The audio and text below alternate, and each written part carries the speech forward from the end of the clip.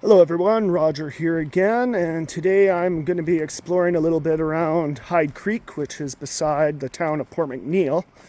And I have some time to kill, so I decided I'm going to show you this interesting site that I discovered a few years ago when I was into geocaching. And geocaching is a neat hobby because it takes you to interesting locations in and around different areas. If you want to see some interesting sites, the geocaching app is a great way to go out and exploring. So this site that I'm going to be taking you to is one of the more interesting ones. So I have to take a detour into the forest here to show you what I want to show you. And sorry that I have to hold on to my phone while I'm recording now because my gimbal's in the repair shop. So until I get my gimbal back, this is what I got to do to make some videos for you all. All right, so let's go explore around Hyde Creek and see what we find.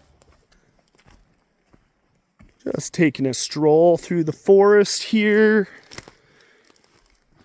And I'm not going to say exactly where I'm at, but if you get the geocaching app, you'll be able to find this location that I'm going to take you.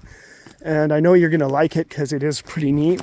I'm not going to say what it is until we get to the end. Just a second growth forest, nothing really special to see here so far until we get to our destination. Here's a cool old stump, old cedar tree from the first logging back in the day here around Hyde Creek. You can see the springboard hole there. And while I'm walking the forest, I might as well just say my family has roots in all four communities off the northern tip of Vancouver Island. So I'm going to explore history in this video series on YouTube and talking about different things in the past and things going on in the present and sites of interest if you visit the North Island. And the four communities off the northern tip of Vancouver Island would be Sointala on Malcom Island, Alert Bay on Cormorant Island, Hyde Creek, where I am right now, and Port McNeill. And I have roots in all four communities. But my family mainly lives in the town of Sointala. Looks like I'm on some sort of dirt bike path here, just kind of neat. But it's not going to take me exactly where I want to go. So I'm going to veer off and go back into the woods here. But there's lots to see, lots of hiking trails outside of Port McNeill that most of them I haven't seen myself, because when you're over in Port McNeill and you live over on one of the islands, either Cormorant Island, Alert Bay, or Sointala on Malcom Island, you're usually between ferry runs and you're over here just doing errands, and you don't get to see all these different sites. So I don't get to explore that much over on Vancouver Island, but this gives me an excuse to go out and explore and show you a bit of the North Island. All right, so I'm going to veer off in the woods here and show you what I want to show you.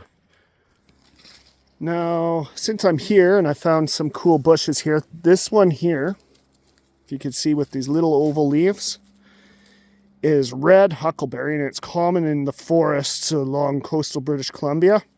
And its Latin name is Vaccinium parvifolium, and it has these small, tiny little red berries. And we pick them with these huckleberry pickers in the summer and make jams and jellies of them. And I'll talk more about that later on. Also, in this same area, this big broad-leafed bushy plant here is common in the forests along the coast of BC as well.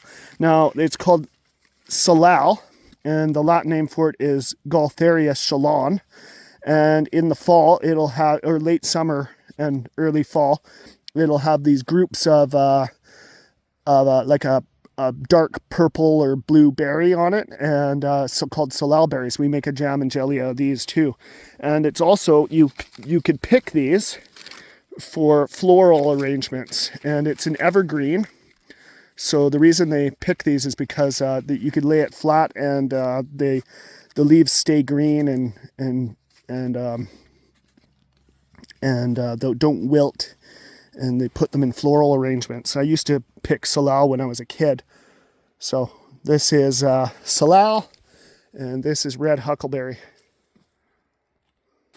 Now, as you can see, the forest gets right full and thick of salal, especially in second growth timber and in old growth timber as well, because on Malcom Island, when the Finns first came to settle on Malcom Island and form the town of Swantala, they called this bush the nuisance berry bush.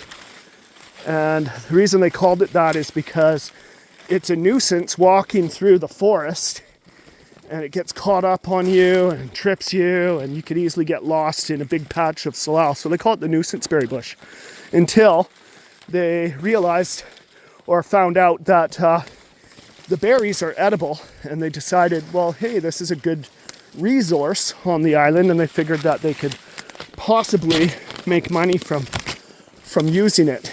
But as you can see, this whole area is just right full of salal. So I'm going to find an easier way around this patch to get where I want to show you. All right, I'm back to this trail, this neat little bike trail.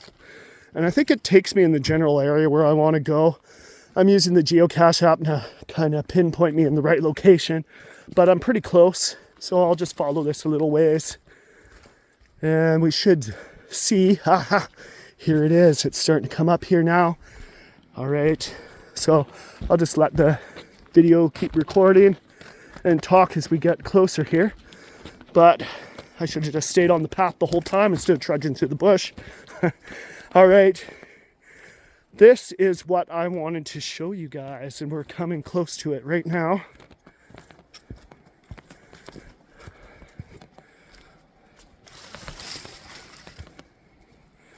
Look at this big wreck in the middle of the forest. And what you are looking at here is an old plane crash in the middle of the forest, just outside the mouth from the town of Hyde Creek coming from the highway. And if you have the geocaching app, you could find this. There is a geocache hidden here somewhere. And I'm not going to show you where that is. You guys could find that yourselves. But let's go exploring this plane wreck.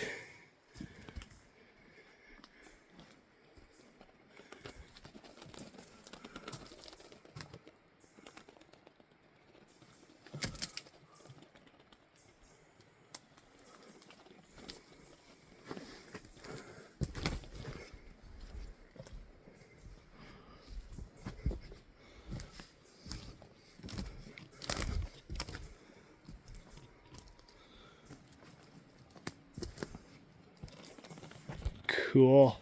Let's go take a look inside. Wow, it was pretty big.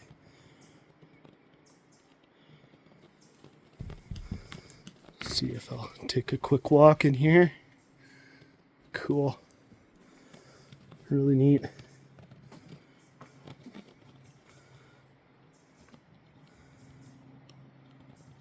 So I'll just read you what the description says in the geocache. It says, in the early 1990s, a homemade twin-engine aircraft crashed at the south end of the runway at the Port McNeill Airport. The cause of the crash is believed to be the wing spoilers were on at takeoff and never turned off. The plane was very large, the size of a mobile home living room. It was built out of fiberglass, and some of it is still there. 4 people were on board, and no one was hurt. In fact, one of the men was on his knees fixing some film equipment when the plane went down. He wasn't even aware that he had crashed, and his buddies told him to get out of the plane. They'd crashed in the trees. They were filming the West Coast, and the engine and all of the flight instruments were removed shortly after. So yeah, I could honestly say this is a pretty big plane. Pretty impressive that this was homemade.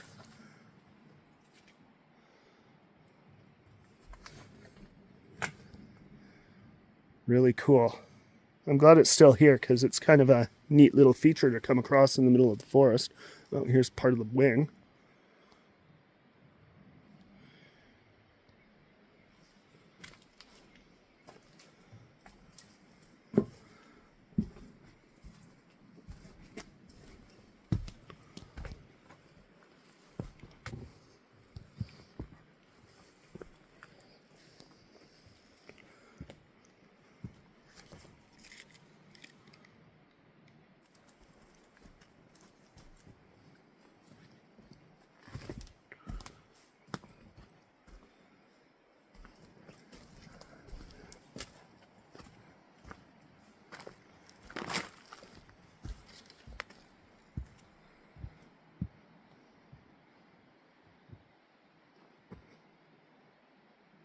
All right, well, I hope you enjoyed that. Let's go see what else we can find along these trails and see a little bit of history in the town of Hyde Creek, which is just outside of the town of Port McNeill.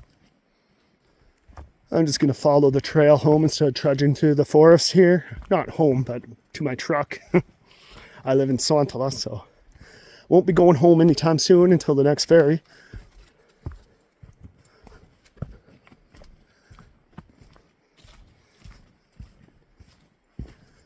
Kind of a neat little trail. Looks well maintained. So in the early days of Sontala, during the time of the Colvin Cansa and a little bit after the time of the Colvin Cansa, after the fall of the Colvin Cansa, and the town was reestablishing itself and becoming an actual town, some of the Finns didn't settle in Sontala. They settled over here in Hyde Creek because the lands were more favorable for farming, and they helped supply food and resources to the town of Sontala as was being built. So on my dad's side of the family, they settled over here in Hyde Creek, and I'm going to show you a road named after my family who settled over here. There's about maybe a handful of families over here. The Lankvist, which is what I'm descended from, the Bulioses, the Ools, the Tarkanens, they first got started over here in Sontala, and I'll talk more about these people as we go on. All right, I'm getting back to my truck, and I'll go and show you Lankvist Road.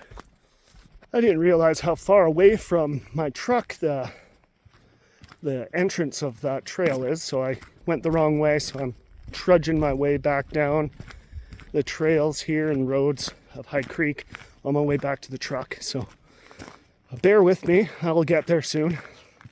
There's this cool mural on this propane tank here at the gas station just off the highway as you're entering into Hyde Creek.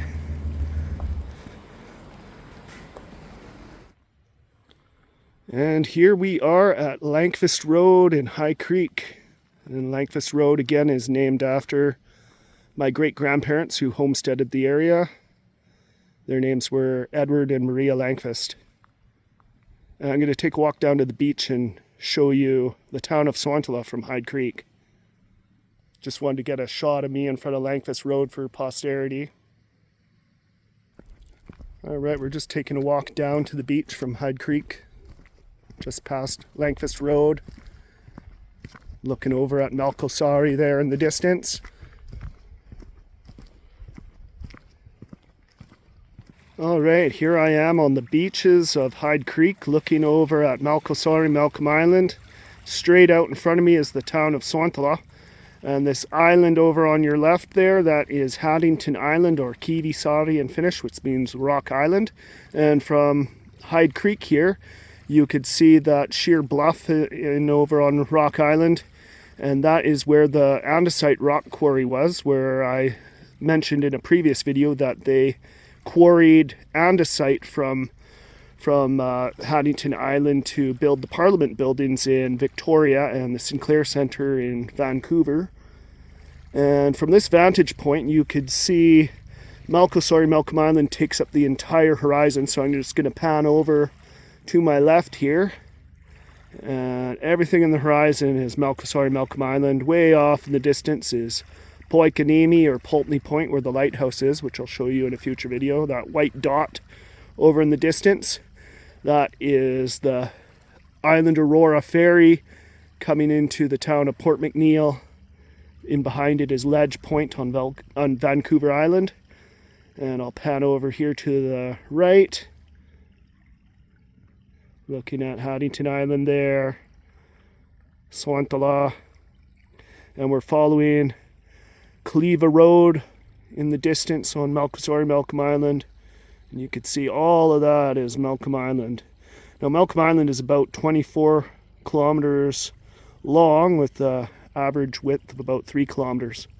And then off in the distance over there to the far right, that is the island called Cormorant Island, and the town of Alert Bay is over there. And maybe sometime in the future we'll go over there and explore. I decided I'll take a walk down Lankvist Road and talk a little bit about the history of the Langfist family in Hyde Creek.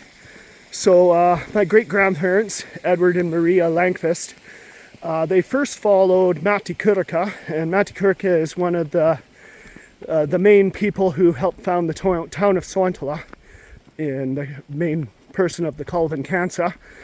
And they first followed Matti Kurikka when he went to Australia. And my grandfather, on my dad's side of the family, John Langfist, was born in Brisbane, Australia.